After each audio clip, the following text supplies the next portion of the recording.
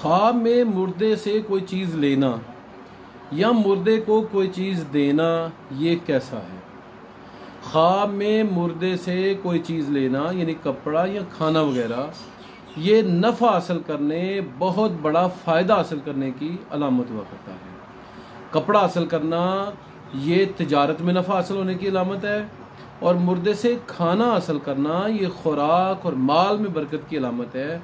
यानी ऐसी नेमतों में बरकत की अलामत है कि जो जल्द ख़त्म हो जाती हैं या बोसीदा हो जाती हैं। तो ख्वाब में मुर्दे की तरफ से कुछ मिलना ये फौरी तौर पर बेहतरी, आसानी, सहूलत, आराम और तरक्की हासिल होने की तरफ इशारा है, और ऐसी ख्वाहिशात पूरी होने की तरफ इशारा है कि जो ख्वाहिशात पूरी करना इंसान के बस की बात नहीं थी, वो ख्वाहिशात इंसान की मुर्दा हो चुकी थी, इंसान उनसे नाउमीद हो चुका था, और इसे पता था कि ये मेरी ख्वाहिशात कभी भी पूरी नहीं होंगी।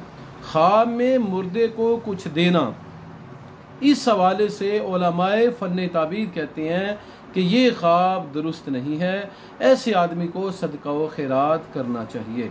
ख्वाब में मुर्दे पर रकम खर्च करना या उसे कुछ देना, ये माल के अंदर ख़राबी आने और चीज़ों और नेमतों के अंदर कमी आने की तरफ इशारा हुआ करता है।